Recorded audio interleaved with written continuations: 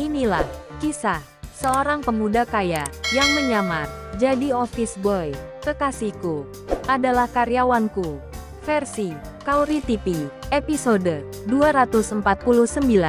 Namun, Viana berkata, bagaimana kalau saya sendiri, dan atas nama perusahaan pusat, Anda akan saya angkat menjadi kepala perusahaan cabang di perusahaan ini, kata Viana, sambil tersenyum ke arah wajah HRD. Dengan sontak, kepala HRD tersebut pun begitu terkejut dengan pengangkatan dirinya yang dipercaya untuk memimpin perusahaan cabang tersebut.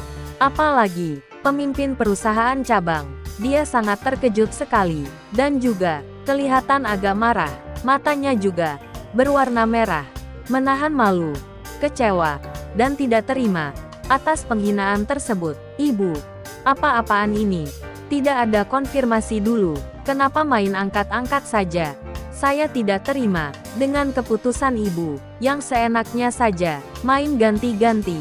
Saya kan susah payah untuk mendapatkan jabatan di posisiku saat ini, kata pemimpin perusahaan cabang. Dengan nada yang begitu keras, terlihat sekali pemimpin perusahaan cabang itu tersulut emosi dengan keputusan Viana. Dengan sigap, Viana pun langsung menyahutinya. Anda tahu apa kesalahan Anda sehingga Anda harus dipecat dari perusahaan ini? Tanya Viana sambil menunjuk ke arah wajah tepat depan pemimpin perusahaan cabang.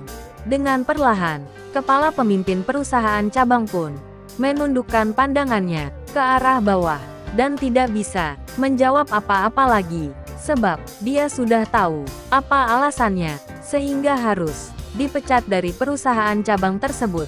Karena sebelum-sebelumnya dirinya sudah menguping pembicaraan Viana bersama Apandi. Lalu Viana berkata kembali, baiklah, saya umumkan dan saya nyatakan secara sah bahwa HRD ini yang ada di hadapan kalian sekarang saya angkat menjadi kepala pemimpin perusahaan cabang yang baru. Ucapannya, perintahnya adalah tindakan yang mewakili perusahaan pusat, dan kalian harus tunduk dan patuh pada perintahnya, kata Viana sambil memegang pundak kepala perusahaan cabang yang baru. Mereka yang berbaris pun terdiam. Lalu Viana melanjutkan kembali pembicaraannya itu, bila ada di antara kalian yang membangkang perintahnya, maka kalian saya pecat, tegas Viana. Kemudian, Apandi segera menyodorkan sebuah berkas dan pulpen sebagai legalitas bahwa saat ini sudah sah secara hukum tentang adanya kepala perusahaan cabang yang baru. Kemudian, Viana sebagai perwakilan perusahaan pusat menandatangani berkas tersebut dan diikuti oleh kepala perusahaan cabang yang baru. Saat menandatangani berkas tersebut, ada salah satu orang yang pro kepada kepala perusahaan cabang yang sebelum-sebelumnya dia berkata, apakah ini tidak terlalu cepat untuk pengangkatan kepala perusahaan cabang yang baru? Tandasnya, tidak.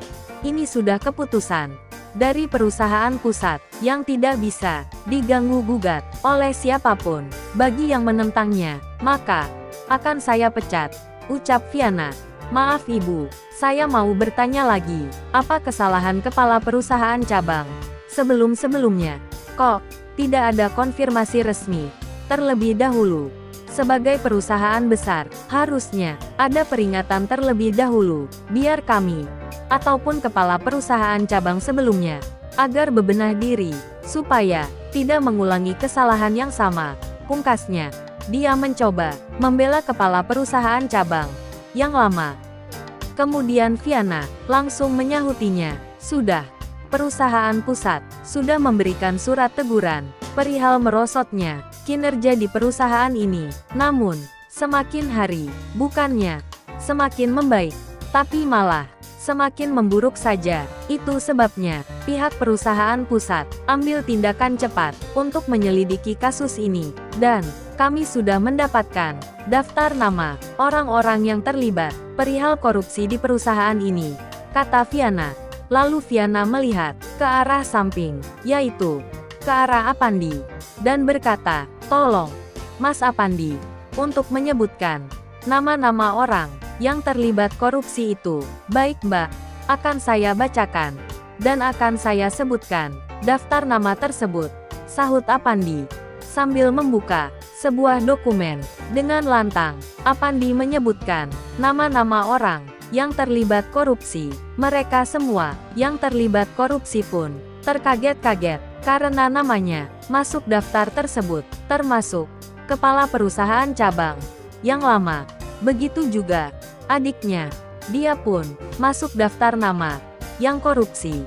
Mereka heran, siapa yang sudah menyusup ke perusahaan cabang ini, sehingga begitu detail dan lengkap. Siapapun yang terlibat, kena semuanya, tanpa ada satupun yang lolos dari daftar nama tersebut. Kemudian, mereka memikirkan cara untuk melarikan diri dari perusahaan cabang tersebut. Di saat mereka mau melarikan diri, tiba-tiba ada polisi yang sudah bersiap-siap jika para koruptor lari. Lalu, bagaimana kisah selanjutnya? Subscribe channel ini untuk episode berikutnya. Terima kasih.